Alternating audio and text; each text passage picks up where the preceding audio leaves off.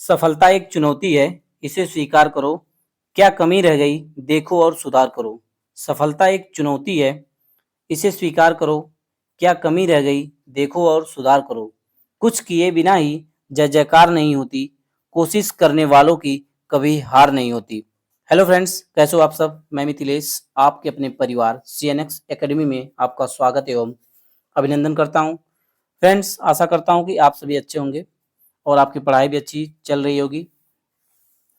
जैसा कि आप सभी जानते हैं, यह हमारा यूपी टेट का प्रीवियस ईयर प्रैक्टिस सेट का कारवा चल रहा है, जिस क्रम में आज प्रैक्टिस सेट नंबर 6 है दोस्त। मैं आप सभी को CDP करा रहा हूँ। इसके पहले मैंने डिस्कस भी किए हैं सिलेबस के बारे में डिटेल में, कितने क्वेश्चंस किस टॉपिक से बन रहे हैं यह भी मैंने डिस्कस किया है। तो आइए चलिए एक बार हम डिस्कस भी कर लेते हैं कि कितने टॉपिक कहाँ कहाँ से बनते हैं फ्रेंड्स। यह यूपी टेट आपका 150 क्वेश्चन होता है। यह सेम पैटर्न होता है CTET का, जो उसमें भी 150 क्वेश्चन आते हैं 150 नंबर के। यहाँ भी 150 क्वेश्चन 150 नंबर के आपके आते हैं। 5 सेक्शंस होते हैं, ईच सेक्शन 30 मार्क्स का होता है फ्रेंड्स। जिसमें आप सभी को क्या क्या होता है, सबसे पहला आपका होता है CDP, जिसको हम बोलते हैं बाल विकास एवं शिक्षण शास्त्र। CDP का मतलब चाइल्ड डेवलपमेंट एंड पेडोगॉजी। इसमें आपके 30 क्वेश्चन 30 मार्क्स के होते हैं। दूसरा आपका सेक्शन आता है हिंदी। इसमें भी 30 क्वेश्चन होते हैं, 30 नंबर के होते हैं फ्रेंड्स। थर्ड सेक्शन आपका आता है इंग्लिश या संस्कृत, मतलब ये ऑप्शनल होता है, आप चाहे इंग्लिश ले लीजिए या फिर संस्कृत ले लीजिए, जो भी आपका सब्जेक्ट अच्छा हो, बेस्ट हो, आप अपने अकॉर्डिंग इसको चूज कर सकते हैं। तो यह भी 30 क्वेश्चन 30 मार्क्स के होते हैं, दोनों में से कोई भी आप ले सकते हैं। ठीक है। आपका थर्ड सेक्शन जो आता है वो आता है गणित, मीन्स मैथ्स। इसके भी 30 क्वेश्चन 30 मार्क्स के आपके होते हैं। पांचवा आपका सेक्शन होता है EVS। EVS का मतलब होता है एनवायरमेंटल स्टडीज, मतलब पर्यावरण। इसमें 30 क्वेश्चन 30 मार्क्स के होते हैं आपके फ्रेंड्स।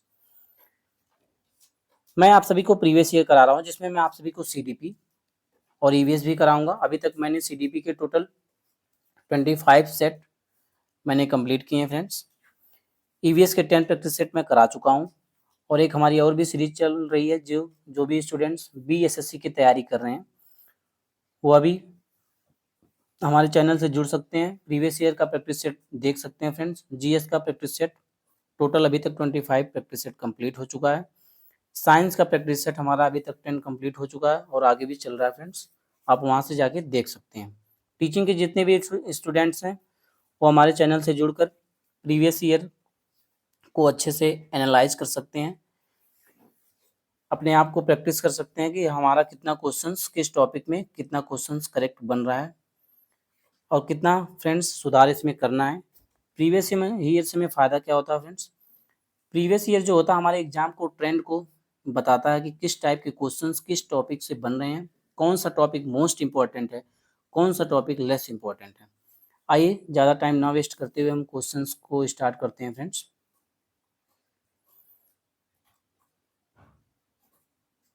आपका क्वेश्चन नंबर 1 है, यदि पूर्व ज्ञान व अनुभव नए प्रकार के सीखने में सहायता करते हैं तो उसे क्या कहते हैं?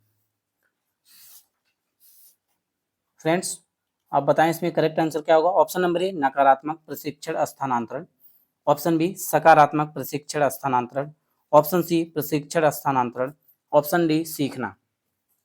आपका करेक्ट आंसर क्या होगा इसमें? आपका correct answer option number B होगा। ऑप्शन नंबर बी होगा, जिसमें हम पूर्व ज्ञान या अनुभव के आधार पर नए ज्ञान को हम सीखते हैं, उसको क्या कहते हैं? Positive training transfer. ठीक है, सकारात्मक प्रशिक्षण स्थानांतरण। ठीक है, इसमें हम क्या करते हैं फ्रेंड्स, इसमें जो है हम अपने पूर्व ज्ञान को, पूर्व एक्सपीरियंस को क्या करते हैं, हम नए ज्ञान सीखने में क्या करते हैं, इसका उपयोग करते हैं। जैसे हम पहले साइकिल चलाना जानते हैं, ठीक है, स्कूटी चलाना जानते हैं, तो हम कोई नया चीज़ चलाना सीख रहे हैं, जैसे हम 4 व्हीलर चलाना सीखना चाह रहे हैं, हमने पहले साइकिल चलाई है, स्कूटर चलाया है, तो हम क्या कर सकते हैं, उस पिछले ज्ञान का उसमें भी ब्रेक वगैरह होता है, बाइक में भी गियर वगैरह आपके लगते हैं चेंज होते हैं, तो 4 व्हीलर में भी वैसे ही सेम यूज होता है, आपका स्टीयरिंग होती है, गियर लगाना होता है, एक्सीलरेटर आपको देना होता है, बट इसके सीक्वेंस आपके चेंज हो सकते हैं, बट उस ज्ञान का हम प्रयोग कहीं ना कहीं हम कर रहे हैं। ठीक है,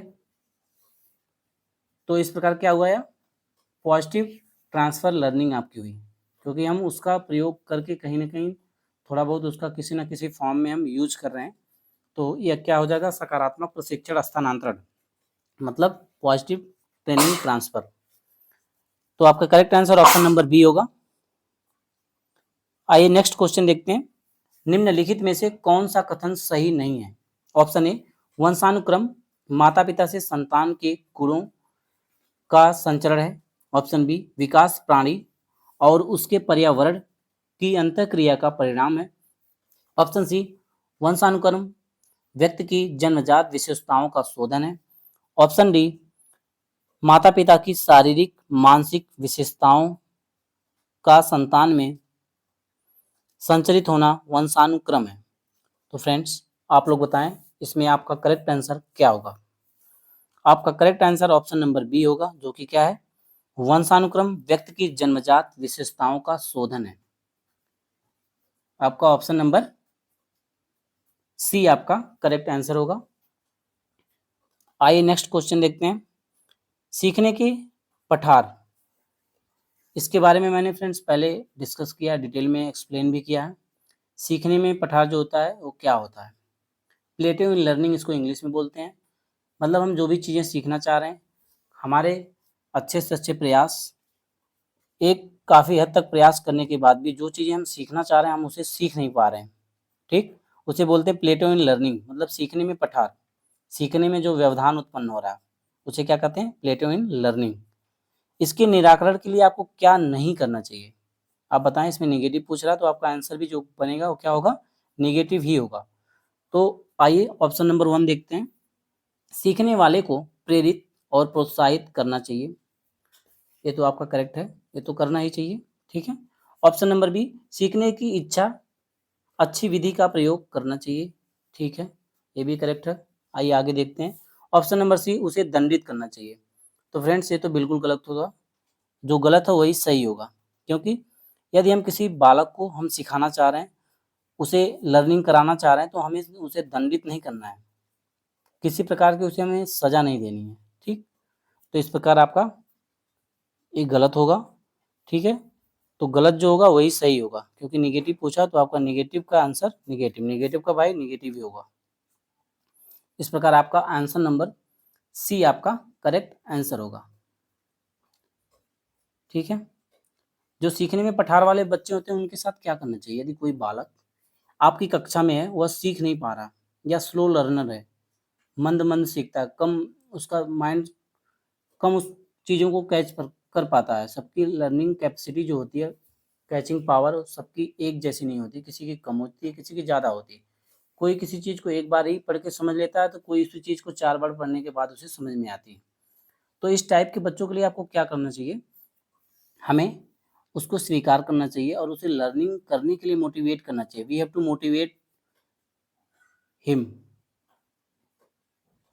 आप उसे मोटिवेट करेंगे, ना कि डीमोटिवेट करेंगे, ना कि उसे दंडित करेंगे। आप मोटिवेट करेंगे, डे बाय डे उसमें इम्प्रूवमेंट आएगा, एक दिन वह भी अच्छे से सीख जाएगा। आइए नेक्स्ट क्वेश्चन देखते हैं, व्यवहारवादी मतलब बिहेवियरिस्ट, ठीक है, ने कहा है मुझे नवजात शिशु दे दो, मैं उसे डॉक्टर, वकील, चोर जो चाहूँ वो बना सकता हूँ। ठीक है, तो यह किसने कहा, अभी कल के प्रीवियस ईयर प्रैक्टिस सेट में मैंने इनके बारे में डिस्कस भी किया था फ्रेंड्स। आप लोग बताएं राइट आंसर क्या होगा इसमें। Option A Freeman, option B Newman, option C Watson, option C Holzinger. तो आपका करेक्ट आंसर क्या होगा, ये हमारे हैं वाटसन साहब, जो कि ऑप्शन नंबर सी आपका करेक्ट आंसर होगा, वाटसन। ठीक है, ये कहाँ के मनोवैज्ञानिक थे फ्रेंड्स, ये अमेरिका के मनोवैज्ञानिक थे। कहाँ के थे, वाटसन कहाँ के थे, अमेरिका के। ठीक है, ये व्यवहारवादी मनोवैज्ञानिक थे। ठीक है, इन्होंने क्या किया, मनोविज्ञान के क्षेत्र में व्यवहारवाद को स्थापित किया। ठीक है, और इन्होंने व्यवहारवादी दृष्टिकोण प्रस्तुत कब किया, 1913 में इन्होंने व्यवहारवादी दृष्टिकोण प्रस्तुत किया कोलंबिया में। ठीक है, 1913 में 1913, 1913, ये 19 है फ्रेंड्स। इसको आप लोग राइटिंग थोड़ा खराब है तो आप लोग मैनेज कर लीजिएगा। 1913, ठीक है, 1913, 1913 में इन्होंने क्या किया, व्यवहारवादी दृष्टिकोण को क्या किया फ्रेंड्स, प्रस्तुत किया। कहाँ पे किया, कोलंबिया में किया, ठीक है, 1913 में, ठीक है। उसमें इनका कथन क्या था, तुम हमें नवजात शिशु दे दो, आप हमें क्या करो, नवजात शिशु दे दो, एक छोटा सा बच्चा दे दो, मैं उसे डॉक्टर, वकील, चोर, इंजीनियर, कुछ भी बना सकता हूँ। आइए नेक्स्ट क्वेश्चन देखते हैं। प्रयास और भूल सिद्धांत के प्रतिपादक हैं। Option A Thorndike, option B McDougall, option C Kohler, option D Pavlov. आपका करेक्ट आंसर इसमें क्या होगा, ऑप्शन नंबर ए, प्रयास एवं भूल का जो सिद्धांत है किसने दिया, थॉर्नडाइक ने दिया, ठीक है। इसको बोलते हैं ट्रायल एंड एरर थ्योरी, ठीक है। इसको किस नाम से जाते हैं, ट्रायल एंड एरर, प्रयास एवं भूल का सिद्धांत किसने प्रतिपादित किया, थॉर्नडाइक ने किया। किसने किया, थॉर्नडाइक, ठीक है। इनका पूरा नाम E.L. थॉर्नडाइक है, ठीक है, E.L. थॉर्नडाइक, ठीक है फ्रेंड्स। इसमें क्या होता है, इसमें जो किसी कार्य को करने में जो त्रुटि होती है या गलती जो बालक करते हैं, उसको अनेक बार प्रयास करके त्रुटियों की संख्या या गलतियों की संख्या को हम कम कर सकते हैं। हम किसी कार्य को कर रहे हैं, उसमें जो हम त्रुटियां कर रहे हैं या दूसरी कार्य को हम बार बार कर रहे हैं, प्रयत्न करके हम उसमें त्रुटि को कम कर सकते हैं, उसमें त्रुटियों को सुधार कर सकते हैं। और एक दिन ऐसा भी आएगा आप उसे उन त्रुटियों को समाप्त करके अच्छे से सीख पाएंगे, अच्छी लर्निंग आप कर पाएंगे, ठीक है। तो इस सिद्धांत को किसने दिया फ्रेंड्स, थॉर्नडाइक साहब ने दिया। इनका पूरा नाम E.L. थॉर्नडाइक था। एक साइकोलॉजिस्ट हैं, क्या साइकोलॉजिस्ट है, मनोवैज्ञानिक है, ठीक। आइए नेक्स्ट क्वेश्चन देखते हैं। संज्ञानात्मक विकास के चरणों, संवेदी पेशीय, पूर्व संक्रियात्मक, स्थूल संक्रियात्मक, औपचारिक संक्रियात्मक की पहचान की गई। फ्रेंड्स इनके बारे में मैंने अनेकों बार डिस्कस किया है। एक कौन से मनोवैज्ञानिक जिन्होंने दिया इस अवस्था को, तो फ्रेंड्स संज्ञानात्मक जो कॉग्निटिव डेवलपमेंट, आपका संज्ञानात्मक विकास, इसको इंग्लिश में क्या बोलते हैं, कॉग्निटिव डेवलपमेंट। इसको इन्होंने 4 स्टेजेज में डिवाइड किया, जिसको मैंने शॉर्ट फॉर्म से भी आपको याद कराया है, और इसको हिंदी और इंग्लिश में मैंने दोनों तरह अच्छे से एक्सप्लेन किया है, तो आप लोग वहाँ से भी जाके देख सकते हैं। तो आप बताएं इसमें आपका करेक्ट आंसर क्या होगा। Option A Hilgard, option B Stant, option C Hurlock, option D पियाजे। तो किसने दिया फ्रेंड्स, या पियाजे साहब ने दिया। ऑप्शन नंबर डी आपका करेक्ट आंसर होगा, जीन पियाजे इनका पूरा नाम है, ठीक है। इन्होंने कॉग्निटिव डेवलपमेंट को मतलब संज्ञानात्मक विकास को 4 चरणों में डिवाइड किया। उसका शॉर्ट फॉर्म मैं बता देता हूँ, इसके पहले भी मैंने अच्छे से एक्सप्लेन भी किया है। क्या है फ्रेंड्स, SPCF मतलब एस फॉर सेंसरी मोटर, मतलब संवेदी पेशी, ठीक है। पी से प्री ऑपरेशनल, ठीक है, पी से प्री ऑपरेशनल। संवेदी पेशी में क्या होता है फ्रेंड्स, जो सेंसरी मोटर पहला स्टेज इनका संवेदी गामक, इसको क्या बोलते हैं, संवेदी गामक अवस्था। इसको इंग्लिश में याद करेंगे नाम तो और ज़्यादा बेटर होगा। पहला हो गया सेंसरी मोटर, पी, दूसरा हो गया प्री ऑपरेशनल, तीसरा हो गया concrete operational, C for formal operational stage, ठीक है। अब आइए इसको हिंदी में जान लेते हैं। संवेदी गामक अवस्था, पहला हो गया सेंसरी मोटर, जिसको हम क्या बोलते हैं, संवेदी गामक अवस्था, जो 0 से 2 वर्ष होती है, ठीक। दूसरी आपकी प्री ऑपरेशनल स्टेज आती है, जो पूर्व संक्रियात्मक अवस्था इसे कहते हैं, 2 से 7 वर्ष आती है। तीसरा आपका हो गया कंक्रीट ऑपरेशनल, मूर्त संक्रियात्मक अवस्था, ठीक है, या स्थूल संक्रियात्मक अवस्था, ठीक है। इसके हिंदी में कई नाम फ्रेंड्स दिए रहते हैं, तो आप ज़्यादा बेस्ट होगा कि आप लोग इंग्लिश में याद करें, आप आसानी से लर्न भी कर पाएंगे, आपको भूलेगा भी नहीं। तो इसमें मूर्त संक्रियात्मक में क्या होता है, कंक्रीट ऑपरेशनल में इस स्टेज में बच्चे की जो एज होती है कितनी होती है, 7 से 11 वर्ष। चौथा आपका आ गया औपचारिक संक्रियात्मक अवस्था, मतलब फॉर्मल ऑपरेशनल स्टेज, 11 से 15 वर्ष तक ये होती है, ठीक है। आइए नेक्स्ट क्वेश्चन देखते हैं फ्रेंड्स। फ्रेंड्स वीडियो अच्छी लगे तो लाइक, शेयर और चैनल को सब्सक्राइब जरूर करें। चैनल को ज़्यादा से ज़्यादा शेयर भी करें फ्रेंड्स, क्योंकि जो भी स्टूडेंट प्रीवियस ईयर को देखना चाहते हैं वो इस क्लास को अच्छे से देख पाएँ और आगे की रणनीति बना पाएँ फ्रेंड्स। आइए नेक्स्ट क्वेश्चन देखते हैं।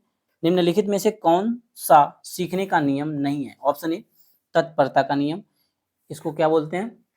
Law of promptness. ठीक है, लॉ ऑफ प्रॉम्प्टनेस, तनाव का नियम। तीसरा आपका प्रभाव का नियम, चौथा आपका अभ्यास का नियम। तो फ्रेंड्स कौन सा नहीं है इसमें? तो आपका करेक्ट जो आंसर होगा क्या हो जाएगा? ऑप्शन नंबर, कौन सा नियम आपका करेक्ट होगा? जो ऑप्शन नंबर बी आपका करेक्ट होगा, जो कि क्या है? तनाव का नियम, जो सीखने के नियम में नहीं आता। लॉ ऑफ क्या है? स्ट्रेन, ये जो कि इसमें आता है तनाव में नहीं आता।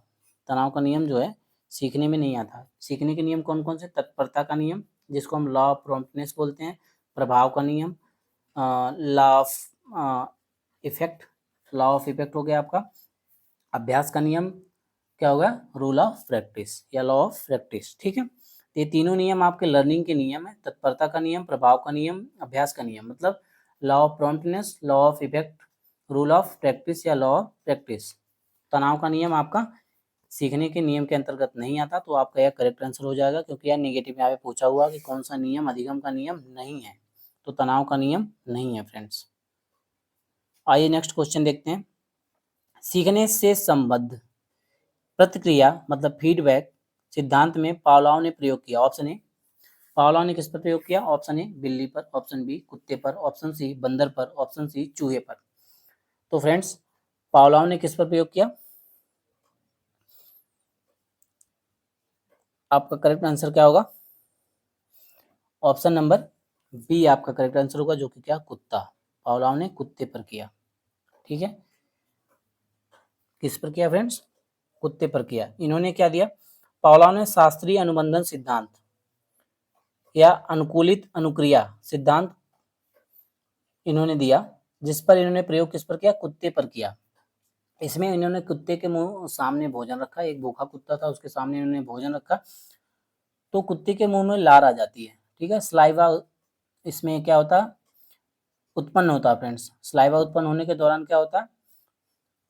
इस प्रक्रिया का इन्होंने वर्णन किया। ठीक है, इस सिद्धांत को इन्होंने कब दिया? 1904 में दिया। फ्रेंड्स ईयर मैं नोट कर दे रहा हूँ, आप लोग इसको नोट कर लीजिएगा कब दिया। सीखने से जो संबद्ध प्रतिक्रिया है, पावलोव ने इस नियम को कब दिया फ्रेंड्स? शास्त्रीय अनुबंधन इन्होंने सिद्धांत दिया। पावलोव ने क्या दिया? शास्त्रीय अनुबंधन सिद्धांत इन्होंने दिया। कब दिया फ्रेंड्स? 1904 में, मतलब 1904 में, 1904 मतलब 1904 में इन्होंने पावलोव ने शास्त्रीय अनुबंधन सिद्धांत दिया। इन्होंने प्रयोग किस पे किया? कुत्ते पे किया। पावलोव ने प्रयोग किस पर किया? कुत्ते पर किया। आइए नेक्स्ट क्वेश्चन देखते हैं। सूज द्वारा सीखने के सिद्धांत का प्रतिपादन किया। किसने किया फ्रेंड्स? ऑप्शन ए थॉर्नडाइक ने, ऑप्शन बी कोहलर ने, ऑप्शन सी पावलोव ने, ऑप्शन डी वुडवर्थ ने। आपका correct answer option number B होगा। सूज का सिद्धांत कोहलर साहब ने दिया। किसने दिया? कोहलर ने दिया। ठीक है, यह एक गेस्टाल्टवादी मनोवैज्ञानिक थे। कौन थे? गेस्टाल्टवादी मनोवैज्ञानिक थे। इसमें क्या होता? सूज का सिद्धांत क्या होता? इसमें व्यक्ति अपनी संपूर्ण परिस्थिति को अपनी मानसिक शक्ति से अच्छी तरह से समझ या सीख लेता है। क्या होता है?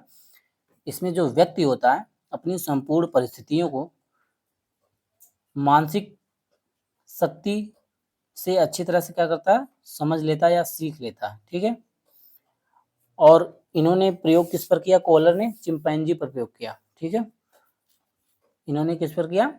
चिंपैंजी पर किया। ठीक है,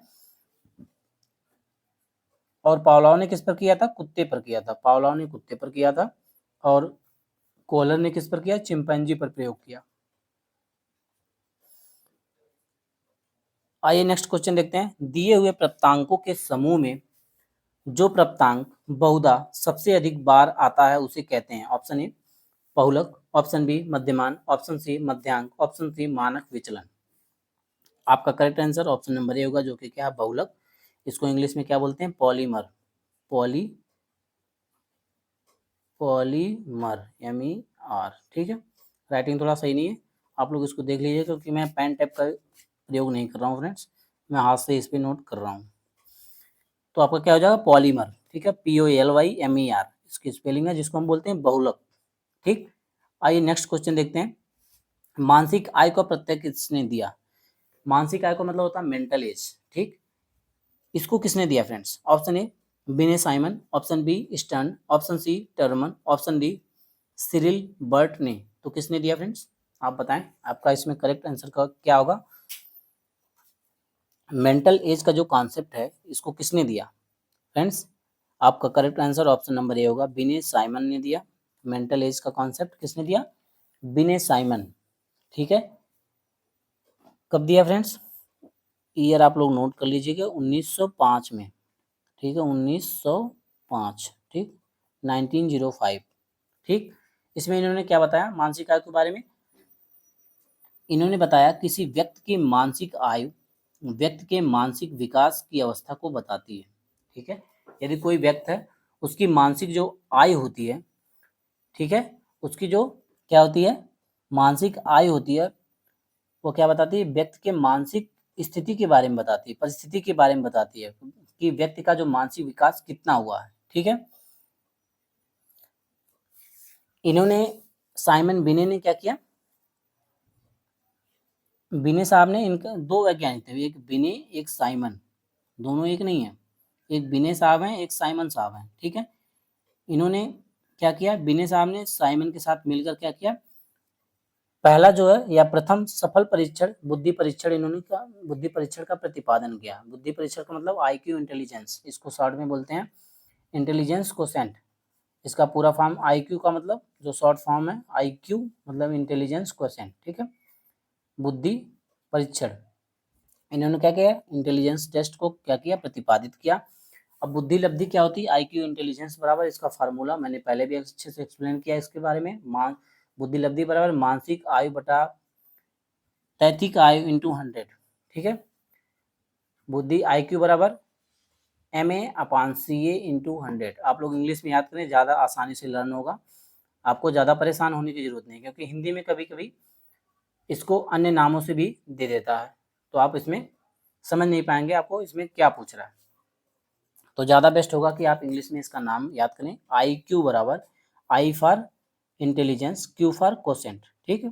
तो IQ इक्वल टू का मतलब बराबर, IQ इक्वल टू MA मतलब मानसिक आयु, इसको बोलते हैं मेंटल एज मतलब मानसिक आयु, अपान CA मतलब क्रोनोलॉजिकल एज, ठीक है, जो वास्तविक आयु होती है फ्रेंड्स, इंटू 100। तो IQ बराबर MA/CA इंटू 100।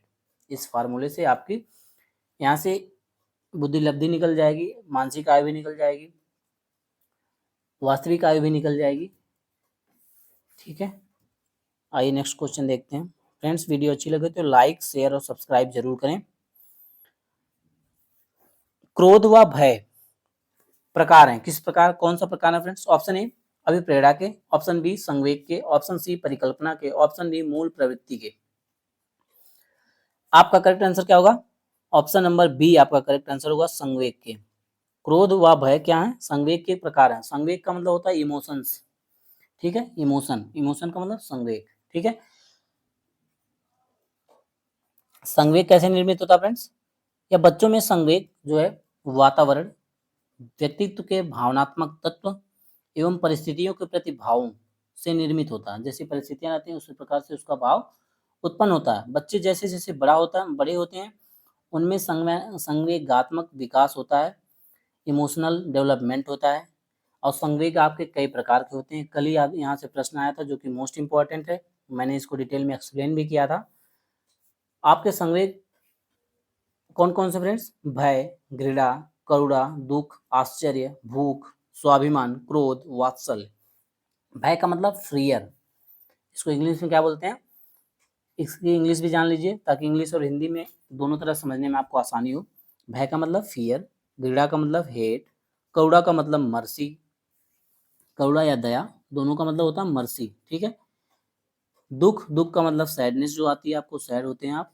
आश्चर्य मतलब वंडर, और भूख का मतलब हंगर, स्वाभिमान का मतलब सेल्फ रिस्पेक्ट, जो आपकी सेल्फ रिस्पेक्ट होती है उसे बोलते हैं स्वाभिमान। क्रोध का मतलब एंगर, वात्सल्य का मतलब अफेक्शन, लव, ठीक है, ये होता है वात्सल्य। तो इतने आपके क्या हो गए, संवेग हो गए, इमोशंस हो गए। आइए नेक्स्ट क्वेश्चन देखते हैं फ्रेंड्स। ये आपके 30 क्वेश्चंस इसमें मैं बता रहा हूँ, बट इसमें टोटल मैं 70-80 क्वेश्चंस को कवर कर रहा हूँ, क्योंकि मैं अच्छे से एक्सप्लेन कर रहा हूँ। जितने भी ऑप्शंस आपके यहाँ पे दिए हुए हैं, तो आपके 30 क्वेश्चन ही नहीं बल्कि 70-80 क्वेश्चन लगभग आपके कवर हो रहे हैं पर डे के प्रैक्टिस सेट में। तो आप यदि अच्छे से प्रैक्टिस सेट को ही देख लेंगे तो आप एग्जाम को अच्छी तरह से पास भी कर जाएंगे, वो भी अच्छे नंबर से फ्रेंड्स, क्योंकि आपका यहाँ पे डिटेल में एक्सप्लेनेशन अच्छे से दिया जा रहा है। आइए क्वेश्चंस को देखते हैं। वाणी दोष नहीं है, ऑप्शन ए ध्वनि परिवर्तन और अस्पष्ट उच्चारण, ऑप्शन बी धीमी या तेज गति से बोलना, ऑप्शन सी हकलाना या तुतलाना, ऑप्शन डी तीव्र अस्पष्ट वाणी। तो आपका करेक्ट आंसर इसमें क्या होगा, option number B. Option number B आपका करेक्ट आंसर होगा, जो कि क्या है, धीमी या तेज गति से बोलना। हकलाना मतलब क्या होता है फ्रेंड्स, हकलाना, जो बच्चे हकला हकला के बोलते हैं, ठीक है, वो अच्छे से बोल नहीं पाते, आवाज को स्पष्ट दे नहीं पाते या निकाल नहीं पाते फ्रेंड्स। हकलाना का मतलब होगा स्टैमर, स्टैमर इसकी इंग्लिश होती है स्टैमर, स्टैमर या स्टटर, ठीक है। बबलाना आप जानते हैं, बबलाना मतलब बेबल, ठीक है। तो वाणी दोष कौन सा नहीं है, धीमी या तेज गति से बोलना वाणी में दोष नहीं है, बल्कि वाणी दोष क्या क्या है, ध्वनि परिवर्तन और अस्पष्ट उच्चारण, हकलाना या तुतलाना यह भी वाणी दोष है, तीव्र अस्पष्ट वाणी, जो तेज से आप बोल रहे हैं, तेज गति से बोल रहे हैं, बल्कि अस्पष्ट आप वाणी बोल भी नहीं पा रहे हैं। आइए नेक्स्ट क्वेश्चन देखते हैं। आपका नेक्स्ट क्वेश्चन है, सीखने का प्राथमिक मूलभूत नियम संबंधित है। आप लोग बताएं करेक्ट आंसर क्या होगा।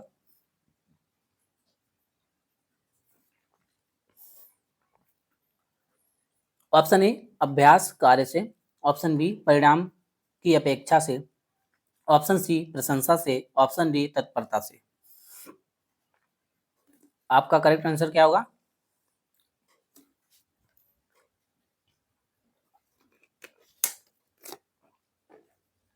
इसमें आपका करेक्ट आंसर क्या होगा फ्रेंड्स, ऑप्शन नंबर डी आपका करेक्ट आंसर होगा, जो कि क्या है, तत्परता से, ठीक है। यह नियम किसने दिया, थॉर्नडाइक ने दिया। इनका पूरा नाम E.L. थॉर्नडाइक है। इस नियम को किसने दिया, सीखने का नियम, E.L. थॉर्नडाइक, ठीक है। इन्होंने 3 नियम दिए फ्रेंड्स, थॉर्नडाइक साहब ने 3 नियम दिए सीखने के, ठीक है। पहला आपका हो गया तत्परता का नियम, लॉ ऑफ प्रॉम्प्टनेस। दूसरा आपका हो गया प्रभाव का नियम, लॉ ऑफ इफेक्ट, ठीक है। तीसरा आपका हो गया अभ्यास का नियम, रूल ऑफ प्रैक्टिस या लॉ ऑफ प्रैक्टिस, ठीक है। तत्परता का नियम क्या होता है फ्रेंड्स, इस नियम में कार्य करने के पूर्व आप क्या होते हैं, तत्पर होते हैं या तैयार होते हैं, इस पर बल दिया जाता है, ठीक है। आइए नेक्स्ट क्वेश्चन देखते हैं। सीखने की प्रक्रिया को प्रभावित करने वाले कारक कौन कौन से ऐसे फैक्टर्स हैं जो लर्निंग को आपके अफेक्ट करते हैं। ऑप्शन ए अनुकरण, ऑप्शन बी प्रशंसा एवं निंदा, ऑप्शन सी प्रयोगिता, ऑप्शन डी ए सभी। आपके करेक्ट आंसर्स क्या होंगे इसमें, इसमें आपके correct answer all of the above होंगे, जो कि सभी करेक्ट हैं। तो ऑप्शन नंबर डी आपका करेक्ट होगा, ये सभी, all of these options are correct, ठीक है। ये सभी ऑप्शंस आपके करेक्ट होंगे, जो कि क्या है, सीखने के नियम को प्रभावित करते हैं। क्या क्या करता है फ्रेंड्स, आइए इसके बारे में डिटेल में सीखते हैं। जो लर्निंग को आपको इफेक्ट करता है, प्रभावित करता है, तो क्या क्या है। पहला आपका पूर्व अधिगम हो गया, ठीक है, प्री लर्निंग जिसे बोलते हैं। दूसरा आपका होगा विषय वस्तु का स्वरूप, तीसरा होगा विषय के प्रति मनोवृत्ति, ठीक है। चौथा आपका होगा सीखने की इच्छा, जो मेथड्स ऑफ लर्निंग आपकी होती है, ईगरनेस टुवर्ड्स लर्निंग, ठीक है, सीखने की विधि आपकी हो गई, मेथड ऑफ लर्निंग। छठा आपका हो गया मोटिवेशन या अभिप्रेरणा, ठीक है, अभिप्रेरणा को इंग्लिश में क्या बोलते हैं, मोटिवेशन। सातवां आपका हो गया अनुवांशिकता, हेरिडिटी। आठवां आपका हो गया वातावरण, एनवायरनमेंट, ठीक है, वातावरण भी आपको क्या करता है, सीखने की गति को प्रभावित करता है। नौवां आपका हो गया क्या, प्रशिक्षण या शिक्षण, मतलब ट्रेनिंग या लर्निंग जो भी आप कर रहे हैं उसको वो भी प्रभावित करती है। प्रशंसा एवं निंदा, मतलब प्रेज, प्रेज मतलब प्रशंसा, क्रिटिसिज्म मतलब निंदा, ये दोनों भी क्या करती हैं, लर्निंग को प्रभावित करती हैं। आइए नेक्स्ट क्वेश्चन देखते हैं। शैशवावस्था में बच्चों के क्रियाकलाप होते हैं। ऑप्शन ए मूल प्रवृत्त्यात्मक, ऑप्शन बी संरक्षित, ऑप्शन सी संज्ञानात्मक, ऑप्शन डी संवेगात्मक। आपका इसमें correct answer option number A होगा, जो कि क्या है, मूल प्रवृत्त्यात्मक। मतलब इसमें से जीरो जीरो से 6 साल तक का बच्चा जो होता है क्या करता है, इसकी अवस्था शैशवावस्था कहलाती है, ठीक है। इस अवस्था में बच्चे क्या करते हैं, मूल प्रकृति के अनुसार क्रियाकलाप करते हैं। जैसे गुस्सा आने पर वो रोने लग जाते हैं। कोई बच्चा, अगर छोटा सा बच्चा, वो बोल तो पाएगा नहीं, तो अगर उसे गुस्सा आ रही है, क्रोध आ रहा, तो क्या करेगा, रोने लगेगा, तेज तेज से चिल्लाने लगेगा, ठीक है। और उसे भूख लगेगी तो क्या करेगा, तब भी वो रोने लगेगा, क्योंकि मांग तो पाएगा नहीं, तो क्या करेगा, रोने लगेगा, ठीक है। तो बच्चे क्या करते हैं, छोटे जो बच्चे होते हैं वो क्रियाकलाप अपने क्रियाओं के द्वारा करते हैं, उसके द्वारा उसकी अभिव्यक्ति करते हैं। आइए नेक्स्ट क्वेश्चन देखते हैं। निम्नलिखित में कौन सा सृजनात्मकता से संबंधित नहीं है।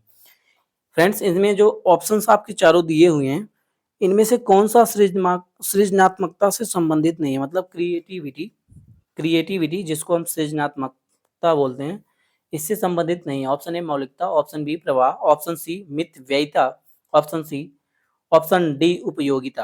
तो आपका इसमें करेक्ट आंसर क्या होगा, ऑप्शन नंबर सी आपका करेक्ट आंसर होगा, जो कि क्या, सृजनात्मकता से संबंधित नहीं है, क्रिएटिविटी से संबंधित नहीं है। मित व्ययिता का मतलब जो कम खर्च करे, मित व्यय, ठीक है, मित मित मतलब कम, व्यय मतलब खर्च, जो कम खर्च करता है उसे मित व्ययिता बोलते हैं, ठीक है। जो कम खर्च करने वाला व्यक्ति होता है उसे क्या बोलते हैं, मित व्ययी, मतलब जो कम खर्च करे, ठीक है। मित व्ययिता क्या होती है, कम खर्च करने की क्रिया होती है फ्रेंड्स। मित व्ययिता मतलब कम खर्च करने की क्रिया, और मित व्ययी मतलब कम खर्च करने वाला व्यक्ति, ठीक। तो ये आपके सृजनात्मकता से रिलेटेड नहीं है, मतलब क्रिएटिविटी से रिलेटेड नहीं है, ठीक है। और फ्रेंड्स आइए नेक्स्ट क्वेश्चन देखते हैं, इसमें क्या क्या होगा। क्रिएटिविटी क्या होती है, आप इसको भी समझ लीजिए। क्रिएटिविटी का मतलब होता है नए नए विचारों का उत्पन्न होना, ठीक है, सृजनात्मकता, ठीक है। नए नए विचारों को जो आप उत्पन्न करें अपने माइंड में, आप सोच रहे हैं, ब्रेन स्टॉर्मिंग कर रहे हैं, उसको हम क्रिएटिविटी बोलते हैं, ठीक है। इसमें क्या होता है, आप नए नए विचारों को जन्म देते हैं, जिसकी वजह से आप अनेक विचारों पर डाइवर्जेंट थिंकिंग कर पाते हैं। डाइवर्जेंट थिंकिंग का मतलब होता है क्या, अनेक दिशाओं में सोचना, थिंकिंग इन मल्टी डायमेंशनल, ठीक है, मतलब अनेक दिशाओं में आप सोच पा रहे हैं किसी कार्य को करने के लिए, ठीक है। डाइवर्जेंट थिंकिंग क्या होती है, इसके अनेक आंसर्स आपके बीच में आते हैं, ठीक है। और कन्वर्जेंट थिंकिंग होती है जिसके एक ही आंसर आते हैं, जैसे भारत की राजधानी दिल्ली, ठीक है, उत्तर प्रदेश की राजधानी लखनऊ, आपका नाम क्या है, तो एक नाम है तो एक ही नाम आएगा, ठीक है। तो एक कन्वर्जेंट थिंकिंग हो गई। डाइवर्जेंट थिंकिंग, जैसे राष्ट्रपति के क्या कार्य क्या हैं, मुख्यमंत्री के कार्य क्या हैं, ठीक है, जिसके अनेक आंसर्स आते हों, वो डाइवर्जेंट होता है, ठीक है। डाइवर्जेंट थिंकिंग मतलब मल्टी डायमेंशनल में आप थिंकिंग कर पाते हैं, जिससे क्रिएटिविटी आती है। यह बहुत ही फायदेमंद होती है बच्चे के लिए, क्योंकि इससे उसके कॉग्निटिव डेवलपमेंट का विकास होता है, बहुत ही ज़्यादा कॉग्निटिव डेवलपमेंट होता है उसमें, संज्ञानात्मक विकास होता है, उसके माइंड का डेवलपमेंट होता है। आइए नेक्स्ट क्वेश्चन को देखते हैं। मूल्य के वर्गीकरण से करण में मूल्य के वर्गीकरण में सम्मिलित नहीं है, क्या सम्मिलित नहीं है, ऑप्शन ए आध्यात्मिक मूल्य, ऑप्शन बी एन क्रेन प्रकारेण धनार्जन का मूल्य, ऑप्शन सी नैतिक मूल्य, ऑप्शन डी सांस्कृतिक मूल्य। आपका करेक्ट आंसर इसमें क्या होगा, option number B, option number B आपका करेक्ट आंसर होगा, जो कि एन क्रेन प्रकारेण धनार्जन का मूल्य है, यह आपका करेक्ट आंसर होगा। जो कि मूल्य के वर्गीकरण में सम्मिलित नहीं है। ठीक है, मूल्य का तात्पर्य क्या होता है फ्रेंड्स? मूल्य का तात्पर्य मानव जीवन के सकारात्मक गुण से होता है जो लोगों को प्रभावित करता है। ठीक है, जैसे नैतिक, आध्यात्मिक, सांस्कृतिक, आचार आचरण मूल्य इत्यादि। और जो ये एन क्रेन प्रकार है धनार्जन का मूल्य, ये क्या है? ये मूल्य नहीं है बल्कि क्या है? दोष है। ठीक है, ये क्या होता है? दोष होता है। आइए नेक्स्ट क्वेश्चन देखते हैं। मनोविज्ञान की प्रथम प्रयोगशाला किसने स्थापित की? Option A W Wundt, option B Sigmund Freud, option C Pavlov, option D Watson. आपका करेक्ट आंसर इसमें क्या होगा? ऑप्शन नंबर ए होगा। डब्ल्यू वुंड ने क्या की? प्रथम प्रयोगशाला स्थापित की। कहाँ पे की फ्रेंड्स? लिप्जिंग जर्मनी। लिप्जिंग जर्मनी के लिप्जिंग में इन्होंने की। ठीक है, कब की?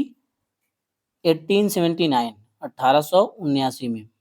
1879, 1879 में इन्होंने की। ठीक है, मनोविज्ञान की जो प्रथम, साइकोलॉजी की जो प्रथम लेबोरेटरी है, ठीक है, साइकोलॉजी की जो प्रथम लेबोरेटरी है, इसकी स्थापना किसने की? विलियम हुंट ने की। कब की? 1879 में की। कहाँ पे की फ्रेंड्स? तो इन्होंने जर्मनी के लिप्जिंग में की। ठीक है फ्रेंड्स, वीडियो अच्छी लगे तो लाइक, शेयर और सब्सक्राइब जरूर करें। आइए नेक्स्ट क्वेश्चन देखते हैं। सीखी हुई बातों को स्मरण रखने या पुनः स्मरण करने की असफलता को कहते हैं। ऑप्शन ए कल्पना, ऑप्शन बी स्मृति, ऑप्शन सी विस्मृति, ऑप्शन डी ध्यान। फ्रेंड्स, जो हम बातें सीखते हैं, जो भी लर्निंग पीछे करते हैं, उसको हम पुनः स्मरण करना चाह रहे हैं तो इसे क्या कहेंगे? ऑप्शन नंबर सी विस्मृति। उसे आप मेमोराइज करना चाह रहे हैं, दोबारा रिपीट कर रहे हैं। ठीक है, विस्मृति या विस्मरण भूलने से संबंधित होती है फ्रेंड्स। किससे होती है? भूलने से संबंधित होती है, क्योंकि आप चीजों को भूल जा रहे हैं, दोबारा लर्न कर रहे हैं। ठीक है, रिपीट कर रहे हैं। इसमें क्या होता है? जब सीखा हुआ ज्ञान धारणीय ना हो, मतलब धारण ना कर सकें, जो भी चीजें आप सीख रहे हैं उसे भूलने के कगार पे हो, या धारण की हुई बात को पुनः पटल पे लाने के लिए, जो भी आप चीजें भूल रहे हैं आप उसे पुनः चेतन पटल पर लाने के लिए, माइंड में अपने दोबारा लाने के लिए उसे क्या करते हैं? आप उसे रिपीट करते हैं। क्या करते हैं? स्मरण करते हैं। तो उसे ही क्या कहते हैं? विस्मृति। ठीक है, आइए नेक्स्ट क्वेश्चन देखते हैं। कक्षा 5 के न्यून दृष्टि वाले बच्चों को क्या बोलेंगे फ्रेंड्स? ऑप्शन ए निम्न स्तर के कार्य के लिए माफ करना उचित है, ऑप्शन बी उसके दैनिक कार्य में उसके माता पिता तथा मित्रों को सहयोग या सहायता करनी चाहिए, ऑप्शन सी कक्षा में सामान्य रूप से बर्ताव करना चाहिए एवं ऑडियो सीडी के जरिए सहायता प्रदान करनी चाहिए, ऑप्शन डी कक्षा में विशेष बर्ताव करना चाहिए। आपका इसमें करेक्ट आंसर क्या होगा? आपका correct answer option number C होगा। प्राथमिक स्तर का बालक है, ठीक है, तो उसको न्यून दृष्टि है, मतलब उसकी दृष्टि थोड़ी सी कम है, देखने में उसको समस्या होती है, तो उसके लिए आप क्या कर पाएंगे? कक्षा में सामान्य रूप से बर्ताव करना चाहिए एवं ऑडियो सीडी के जरिए उसकी सहायता प्रदान करनी चाहिए। ठीक है, और उसको अधिगम बढ़ाने के लिए उसे क्या करना पड़ेगा? श्रव्य शिक्षण सामग्री का प्रयोग करना पड़ेगा, क्योंकि बच्चा देख कम पा रहा तो सुन करके भी चीजों को सीख सकता है, समझ सकता है। आइए नेक्स्ट क्वेश्चन देखते हैं। उदाहरण, निरीक्षण, विश्लेषण, नियमीकरण निम्न में से किस विधि के सोपान है? ऑप्शन ए निगमन विधि, ऑप्शन बी आगमन विधि, ऑप्शन सी अंतर्दर्शन विधि, ऑप्शन डी बहिर्दर्शन विधि। आपका राइट आंसर इसमें क्या होगा? ऑप्शन नंबर बी होगा, आगमन विधि। आ से आगमन, आ से एग्जाम्पल, मतलब आगमन विधि। तो इसमें एग्जाम्पल से आप स्टार्ट करेंगे, सबसे पहले आप एग्जाम्पल से देंगे, उदाहरण देंगे। ठीक है, निगमन विधि सबसे पहले आप नियम बताएंगे, उसके बाद एग्जाम्पल की तरफ जाएंगे। तो फ्रेंड्स, जो प्राइमरी टीचिंग आप करते हैं, प्राथमिक स्तर के बच्चों को आप यदि पढ़ाते हैं, उसमें ज़्यादा बेस्ट आगमन विधि होती है। ठीक है, इसको बोलते हैं इंडक्टिव मेथड, जिसमें एग्जाम्पल के थ्रू आप बच्चों को पढ़ाते हैं। सबसे पहले एग्जाम्पल देंगे तो बच्चा अच्छे से समझ पाएगा, आप सेब के बारे में बता रहे हैं तो आप उसे सेब दिखा रहे हैं तो बच्चा समझ पा रहा है कि रियल सेब यही है। ठीक है। निगमन विधि में क्या होता है, सबसे पहले हम नियम वगैरह बता देते हैं, रूल को आप फॉलो करते हैं। सबसे फर्स्ट ऑफ ऑल आप क्या करते हैं, सबसे पहले आप रूल को बताते हैं। जैसे मैथ्स वगैरह हो गई तो आप रूल को सबसे पहले रूल को आपको लर्न कराया जाता है, नियमों को लर्न करा के उसके बाद उसी के बेस पे आपको क्वेश्चंस बताए जाते हैं। ये हो गया निगमन विधि। ठीक है। आइए नेक्स्ट क्वेश्चन देखते हैं। निम्न में से कौन सा शिक्षण कुशलता से संबंधित है? ऑप्शन ए श्यामपट्ट पर लिखना, ऑप्शन बी प्रश्नों को हल करना, ऑप्शन सी प्रश्न पूछना, ऑप्शन डी उपरोक्त सभी। आपका करेक्ट आंसर इसमें क्या होगा? Option number D, all of the above. मतलब जितने भी ऑप्शंस आपके दिए हुए ये सब करेक्ट हैं, शिक्षण कुशलता से संबंधित है। ठीक है, अच्छी टीचिंग आप इससे कर पाएंगे। ठीक है, क्या क्या हो गया आपका इसमें और भी है, जो कि श्यामपट्ट के कौशल हो गए, प्रश्न कौशल हो गए, स्पष्टीकरण कौशल हो गए, प्रतिपुष्टि कौशल हो गए। ये सब क्या सीखने के अच्छे संकेतक हैं। आप इन सब के माध्यम से लर्निंग जो अपनी है, अधिगम अपना, इसको आप बढ़ा सकते हैं, टीचिंग को भी अच्छे से कर पाएंगे फ्रेंड्स। आइए नेक्स्ट क्वेश्चन देखते हैं। अभिक्रमायोजित अधिगम का प्रत्यय किसने दिया? ऑप्शन ए हल ने, ऑप्शन बी थॉर्नडाइक ने, ऑप्शन सी स्किनर ने, ऑप्शन डी वाटसन ने। आपका right answer option number C होगा, जो कि क्या है, स्किनर। स्किनर आपका करेक्ट आंसर होगा। इन्होंने अभिक्रमायोजित सिद्धांत का प्रत्यय इन्होंने दिया। आइए नेक्स्ट क्वेश्चन देखते हैं। व्यावहारिक क्षमताओं में वह सापेक्ष अस्थायी परिवर्तन जो कि प्रबलित अभ्यास का परिणाम होता है उसे क्या कहते हैं? ऑप्शन ए अधिगम, ऑप्शन बी अधिगम का मतलब लर्निंग, ऑप्शन बी अभिप्रेरणा, अभिप्रेरणा का मतलब मोटिवेशन, ऑप्शन सी अभिवृत्ति, ऑप्शन सी अक्षमता, आपकी जो कैपेबिलिटी है। तो फ्रेंड्स आपका करेक्ट आंसर क्या होगा? ऑप्शन नंबर ए आपका करेक्ट आंसर होगा, जो कि क्या, अधिगम। अधिगम का मतलब लर्निंग। ठीक है। आइए नेक्स्ट क्वेश्चन देखते हैं। आपको अपनी कक्षा में दो मंद बुद्धि बच्चों को बैठाने के लिए बोला गया तो आप क्या करेंगे? ऑप्शन ए उन्हें विद्यार्थी के रूप में ग्रहण करने से इनकार कर देंगे, आप उसे डिनाई कर देंगे कि हम ऐसे बच्चों को नहीं लेंगे। ये तो बिल्कुल करेक्ट इनकरेक्ट होगा, सही तो होगा नहीं फ्रेंड्स, क्योंकि आपको सभी टाइप के बच्चों को पढ़ाना, आपको इंक्लूसिव एजुकेशन देनी है, समावेशी शिक्षा देनी है। इसमें सभी प्रकार के बच्चों को समाहित करना होता है, जिसमें डिसेबल और एक सामान्य जो जनरल स्टूडेंट होता है, सबको एक साथ लेके आपको चलना पड़ता है। आप किसी भी बेस पे, कास्ट, क्रीड, कलर एवं सेक्स के बेस पे आप उसको क्या करते हैं, डिनाई नहीं कर सकते, आप उसे इनकार नहीं कर सकते, बल्कि क्या कर सकते हैं, समावेशी शिक्षा वह होती है जिसको हम सामान्य बच्चे तथा किसी भी विकार से ग्रसित, जिसे हम डिसेबल बोलते हैं, सबको एक साथ लेके आपको चलना होता है, एक साथ शिक्षित करना होता है। ऑप्शन बी प्रधानाध्यापक को उन्हें किसी और कक्षा में जो कि मंद बुद्धि बालकों के लिए विशेष रूप से चिन्हित हैं में बैठाने के लिए बोलेंगे। ऐसा भी आप कार्य नहीं करेंगे, जो कि गलत होगा, क्योंकि उससे इस प्रकार से उनमें क्या होगा, भेदभाव उत्पन्न होगा। ऑप्शन सी ऐसे विद्यार्थियों को सिखाने की तकनीक सीखेंगे। हाँ, तो आपको सीखना पड़ेगा। सबसे पहले स्टूडेंट को आपको सिखाना, तो उन्हें क्या बनना, भगवान गुरु मानना पड़ेगा। स्टूडेंट को क्या मानना पड़ेगा, भगवान आप मान के चलेंगे कि जो कुछ भी है ये बच्चे ही हैं। ठीक है, इनमें आप कमियां आपको नहीं निकालना है। स्टूडेंट इज द सुप्रीम, जो बालक है वो सुप्रीम है, सर्वोपरि यही है। इन्हीं के बेस पे आपको शिक्षित करना, पूरे सिस्टम को चेंज करना, किसके अनुसार, बालक के अनुसार, ना कि बालक को सिस्टम के अनुसार चेंज करना है। ठीक है, यहाँ से क्वेश्चंस भी बना हुआ है कि आपको अगर यदि बच्चा कोई छोटे क्लास में पढ़ रहा है, किसी भी क्लास में 1 2 3 4 5 किसी भी क्लास में है, तो बच्चा यदि फेल होता है तो बच्चे की गलती नहीं है, बल्कि यह सिस्टम की गलती है, सारा सिस्टम ही फेल हो जा रहा है। ठीक है, तो क्या करना है, आपको बच्चे के अनुसार करिकुलम को डिजाइन करना है, जो भी स्टडी मटेरियल्स हैं उन्हें डिजाइन करना है। ठीक है, आपका right answer option number C हो जाएगा। ऐसे विद्यार्थी के लिए आप क्या कर पाएंगे, ऐसी तकनीकों को सीखेंगे, उन्हें हम किस प्रकार अच्छे से शिक्षित कर पाए। आइए नेक्स्ट क्वेश्चन देखते हैं। प्राथमिक शिक्षक के लिए बाल मनोविज्ञान का ज्ञान आवश्यक है, क्योंकि जो प्राइमरी टीचिंग आप कर रहे हैं, प्राइमरी के आप टीचर बन रहे हैं, तो उसमें बाल मनोविज्ञान, उसके जो बालक है उसकी साइकोलॉजी को आपको समझना पड़ेगा, उसके नॉलेज को आपको समझना पड़ेगा कि छोटा बच्चा है, इस स्तर का बालक है, तो आप क्या सोच रहा होगा। ठीक है, आइए देखते हैं। ऑप्शन नंबर ए, यह बच्चों को अनुशासित बनाने में सहायता करता है। ऑप्शन बी, परीक्षा में परिणाम में उन्नति होती है। ऑप्शन सी, या बच्चों को प्रेरित करने के लिए सुविधाजनक तरीका बन जाता है। ऑप्शन सी, ऑप्शन डी आपका है, यह बच्चों के व्यवहार को समझने में शिक्षक की सहायता करता है। तो आप लोग बताएं इसमें करेक्ट आंसर आपका क्या होगा। ऑप्शन नंबर डी आपका करेक्ट आंसर होगा, जो कि क्या है, यह बच्चों के व्यवहार को समझने में शिक्षक की सहायता करता है। यदि आप उसके साइकोलॉजी को समझ पाएंगे, बच्चे के मेंटल जो उसका स्टेज है, आप उसके बारे में यदि जान पाएंगे, तो आप यह समझ पाएंगे बच्चा किस स्तर से सोच रहा होगा। ठीक है, आप उसके मनोभावों को समझ पाएंगे और उसमें कोऑपरेट करने का प्रयत्न भी करेंगे।